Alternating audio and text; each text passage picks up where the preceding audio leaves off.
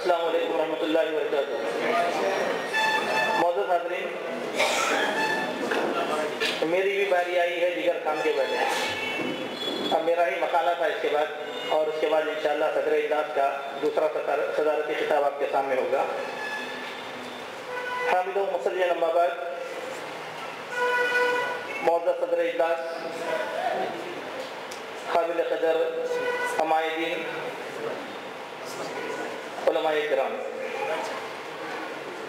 مجھے جو موضوع دیا گیا ہے وہ ملت اسلامیہ کے زوال میں علماء کرام کا موجودہ کردار۔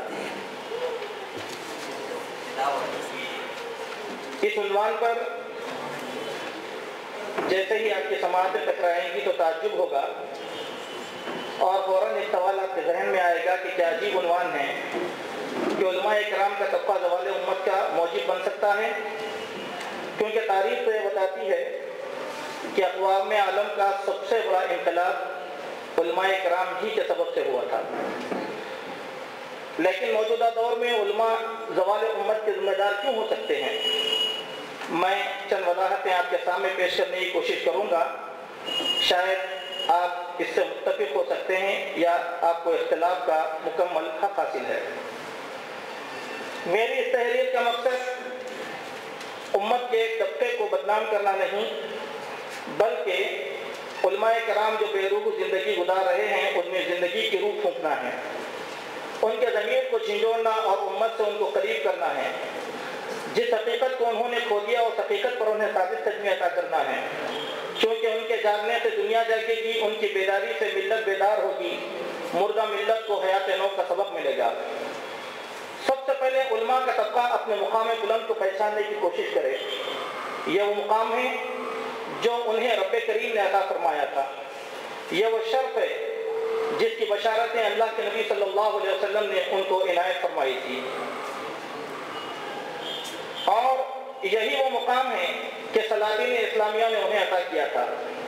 ایک مقولہ ہم نے بہت ہی سنا ہے، موت العالم موت العالم، ایک عالم کی موت عالم کی موت ہوتی ہے۔ اگر اس قوم میں علماء نہ رہیں تو انہیں پند و نصائح کرنے والا کوئی نہ رہے گا، منکرات و فواحش جنم لیں گی، یہ دنیا بے حیائیوں کے دلدل میں پھنس جائے گی، جس کے بعد ملت ہلاک و برباد ہو جائے گی۔ بلکہ اسی طرح جس طرح نبی زادوں کی قوم بنی اسرائیل کا انجام بد ہوا۔ رسول اکرم صلی اللہ علیہ وسلم نے ایک مرتبہ اپنے صحابہ سے پوچھا، کیا تمہیں معلوم ہے کہ اللہ تبارک و تعالیٰ نے بنی اسرائیل کو تباہ و تاراج کیوں کیا؟ صحابہ کرام نے یہی جواب دیا کہ اللہ اور اس کا رسول ہی بہتر جانتے ہیں۔ اللہ کے نبی علیہ السلام نے جواب دیتے ہوئے فرمایا، جب بنی اسرائیل میں فحش و منکرات اور ضلالت کی کثرت ہونے لگی تو انہیں ان گمراہیوں سے کوئی روکنے والا نہ تھا، بس چند مصلحین تھے جو انہیں ان عادتوں سے رسماً روکا کرتے تھے، لیکن ان گنہگاروں سے ترک تعلق نہیں کیا کرتے، روکنے میں سختی نہیں برتی جاتی، کیونکہ برائی کرنے والا ان کا اپنا ہوتا، دوست، رشتہ دار، ہم نشین، قرابت دار۔ مصلحین یہ نہیں چاہتے تھے کہ امر بالمعروف و نہی عن المنکر کے فریضے کو ادا کرنے سے ان کے یہ مادی تعلقات ٹوٹ نہ جائیں، وہ تو چاہتے تھے کہ سانپ بھی مر جائے اور لاٹھی بھی نہ ٹوٹے، یہ ممکن ہرگز نہیں ہو سکتا۔ انہیں برے لوگوں کے ساتھ ان نام نہاد مصلحین کی ہم نشینی کی، جس کے نتیجہ یہ نکلا کہ اچھے لوگوں پر برے اثرات طاری ہو گئے، آہستہ آہستہ اس قوم سے مصلحین ختم ہو گئے، اب بنی اسرائیل کو ان کے جرائم پر نکیر کرنے والا کوئی نہ رہا، لہذا ساری کی ساری امت برائیوں میں ملوث ہو گئی، اور اللہ تبارک و تعالیٰ نے ان کو اس طریقے سے تباہ و برباد کر دیا کہ رہتی دنیا تک کے لیے وہ نمونہ بنا دیے گئے، ذلت اور رسوائی ان کا مقدر بنا دی گئی، انہیں بندر اور سور بنا دیا گیا۔ میں نے حدیث کا ایک نثری مفہوم آپ کے سامنے پیش کرنے کی کوشش کیا ہے۔ علماء کرام اب ذرا غور فرمائیں، اس حدیث کے اصل متن پر ہماری نظر مرکوز رہے اور اس سے نکلنے والے مسائل ہمارے پیش نظر رہیں۔ قوم کی اہمیت اس وقت تک نہیں ہو سکتی جب تک کہ اس قوم میں دائی اور مصلحین نہ رہیں۔ دائی و مصلح کے بغیر قوم کا تصور نہیں ہو سکتا۔ دائیوں کو نظر انداز کر کے قوم زندہ نہیں رہ سکتی، اور دائی و مصلح قوم کو ان کے حال پر ہرگز نہیں چھوڑ سکتے۔ اگر ایسا ہوا بالکل اللہ کا عذاب اسی طریقے سے آئے گا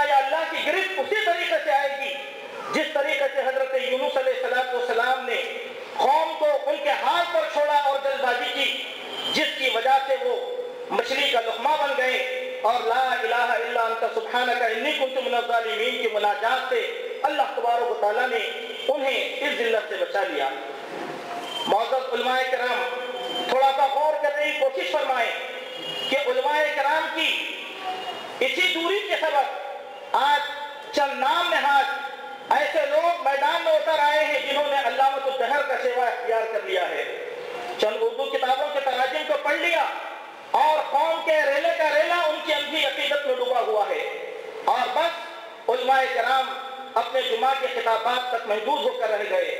نہ واقف شعور ادب ناشناس بھی شہر ادب میں صاحب دیوان ہو گئے۔ علماء خشیت الہی کے پیکر ہیں۔ یہ ایک حقیقت ہے کہ خوف الہی اسی دل میں ہوتا ہے جنہیں علم و ادراک سے لگاؤ ہے، ورنہ علم کے بنا خوف بے معنی ہو کر رہ جاتا ہے۔ اسی لیے اللہ تبارک و تعالیٰ نے ارشاد فرمایا انما یخشی اللہ من عبادہ العلماء، کہ اللہ تبارک و تعالیٰ کی خوف و خشیت سب سے زیادہ علماء کرام ہی میں ہوتی ہے۔ خوف الہی، خشیت ربانی، تقویٰ، اس کی تعریف زبان کی گفتار کے بجائے کردار پر چھا جائے۔ تفوق علمی کی بنیاد پر ہم اس کی تعریف بہت خوب کر سکتے ہیں، تعریف کے الفاظ کل کتابوں میں محفوظ ہو کر رہ جائیں گے، لیکن یہ تعریف عمل سے دور رہے گی۔ ان الفاظ کی تعریف ابی بن کعب اور عمر بن خطاب رضی اللہ عنہم کی زندگی میں عملی طور پر ملتی ہے، جہاں ابی نے عمر سے کہا کانٹوں بھرے جنگل میں اپنے دامن کو بچا کر چلنے کا نام تقویٰ، خشیت اور خوف ربانی ہے۔ علم درجات کو بلند کرتا ہے۔ یہ ایک حقیقت ہے کہ علم کے بنا شخصی اقدار کی بلندی بالکل ناممکن ہے۔ اسی لیے اللہ تبارک و تعالیٰ نے قرآن مجید میں ارشاد فرمایا یرفع اللہ الذین آمنوا منکم والذین اوتوا العلم درجات، کہ اللہ تبارک و تعالیٰ تم میں کے ایمان والوں اور اہل علم کے درجات کو بلند کر دیا ہے۔ اس آیت کی عملی مثالیں اسلاف کی تاریخ میں نمایاں ملتی ہیں۔ حضرت عمر دولت علم سے بہرور ہوئے تو شیطان راستہ بدل کر چلنے پر مجبور ہوا۔ امام احمد بن حنبل نے وقت کے بادشاہ کو سرنگوں کر دیا۔ اسی علم کی بنیاد پر امام بخاری کے استقبال پر بادشاہ نے روک لگائی، رعیت کو گھروں میں محصور کر دیا، تو رعایا نے اپنے گھروں کی چھت پر کھڑے ہو کر ان کا استقبال کیا۔ استقبال کرنے والوں میں بادشاہ کا حرم سرا بھی داخل ہے۔ بیوی بادشاہ سے کہہ رہی ہے کہ آج وہ آ رہا ہے جس کی حکمرانی عوام الناس کے قلوب پر ہے۔ ابن تیمیہ رحمۃ اللہ علیہ قوم و ملت کی زندگی کے لیے برسر پیکار ہوئے میدان کاردار میں اتر گئے تو تاتاریوں کی اینٹ سے اینٹ بجا ڈالی۔ مظلوم مسلمانوں کی داستان سن کر سید احمد شہید اور اسماعیل شہید نے ایک نئی تاریخ رقم کر دی۔ یہ سب کچھ اللہ کی جانب سے عطا کیا گیا مقام بلند ہے۔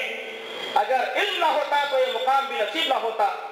افسوس دور جدید کے علماء نے اپنے مقام بلند کو نظر انداز کر دیا۔ اپنے مقام کو نہ جاننے اور نہ تھامنے کے سبب اس وقت سود خور، قاتل، ظالم و جابر قوم ملت پر حاوی ہو گئے اور قوم ان کی اسیر بن گئی۔ اب تو حالت یہ ہے کہ ان ظالموں صفاتوں کے اشاروں پر علماء ناشنا شروع کر دیے ہیں، جس کا نظارہ صبح اور شام ہمارے اخبارات کی زینت بنا ہوا ہے۔ اس قوم کی فطرت میں منزل تو ہے لیکن افسوس کوئی قافل سالار نہیں ہے۔